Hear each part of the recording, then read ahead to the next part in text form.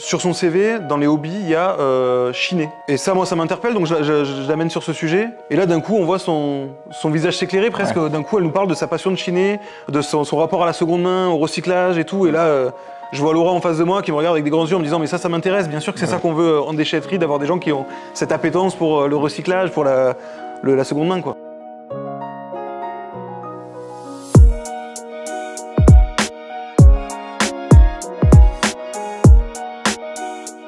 Bienvenue à la Cove, où plus de 450 agents exercent des postes très différents, tels que auxiliaire de puriculture, médiatrice du patrimoine, chauffeur poids lourd, mécanicien, secrétaire, gestionnaire ou encore chargé de projet. Certains sont des métiers phares, connus et visibles par le grand public, d'autres sont plus discrets, mais néanmoins essentiels. Pour les recruter, les accueillir et les accompagner tout au long de leur contrat, les services des ressources humaines jouent un rôle clé. Aujourd'hui, rencontre avec Florian, chargé des agents en CDI et en CDD. Il nous partage son parcours et une partie de son quotidien. Je suis rentré comme contractuel dans la fonction publique, j'ai passé les concours, d'abord d'adjoint puis de rédacteur, et j'ai mené ma carrière, on va dire, entre guillemets, si je peux le dire comme ça. Pour les gens en tout cas qui rentrent dans la fonction publique par la Cove comme ça, il y a cette possibilité-là de mener sa carrière. C'est un métier que tu fais pas non plus tout seul. Hein. On est 5 gestionnaires RH en tout, avec tous notre spécialité. Moi, c'est la gestion des contractuels, il y a la retraite, il y a la carrière, la paye, la gestion des absences et de la maladie. Vous participez aussi à des événements comme le Forum de l'Emploi, il y a encore pas très longtemps. L'idée, c'est aussi de rencontrer les potentiels candidats sur notre bassin d'emploi. Tu as vraiment aussi une relation avec les autres services de la Cove.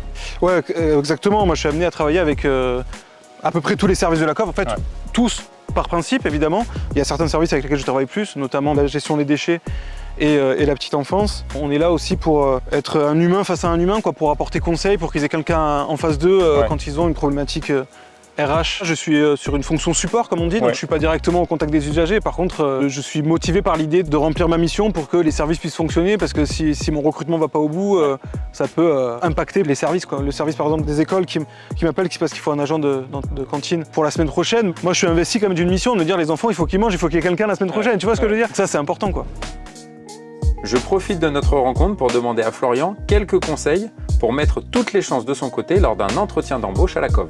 Je te conseillerais d'arriver en entretien en étant prêt, c'est-à-dire en ayant de quoi prendre des notes, en ayant ton CV. C'est l'occasion pour le candidat de se mettre en avant, de se valoriser, de se dire par rapport à ce poste-là, quels sont mes atouts, qu'est-ce que j'ai fait dans ma carrière qui peuvent être mis en avant dans ce recrutement-là. Tu t'es renseigné sur ce que c'était que la fonction publique, ce que c'était que la notion de service public, quelles sont les missions de la Cove. Si d'un coup j'ai quelqu'un face à moi qui s'est renseigné là-dessus, je me dis ça veut dire que c'est quelqu'un qui est impliqué. Et comment, toi, tu peux être sûr de faire le bon choix aussi? Alors ça, je vais te le dire tout de suite, on n'est jamais sûr de faire le bon choix. Ce serait super si j'avais un détecteur à bon choix, tu sais, une recette magique où ça, on n'est jamais complètement sûr. On essaye en fait en entretien de rassembler le plus d'indices possible, quoi. En fait, c'est ça, faire un entretien d'embauche. Rassembler en fait tous les éléments pour me dire, moi j'ai besoin de quelqu'un pour ce poste-là, et les éléments qu'il me faut, c'est ceux-là. Est-ce que ce candidat les a? Il y a forcément une part de feeling qui intervient. L'idée, c'est de cocher à peu près toutes les cases obligatoires, et puis après, derrière, d'aller chercher quelque chose de plus, quoi. C'est un peu ça, ouais. C'est un peu ça.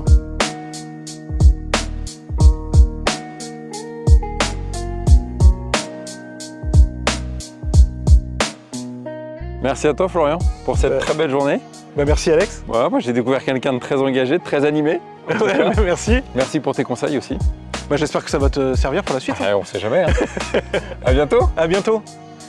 J'espère que cet épisode avec Florian vous a plu. En tout cas, aujourd'hui, on a parlé beaucoup d'humains et beaucoup d'un métier qui est très essentiel.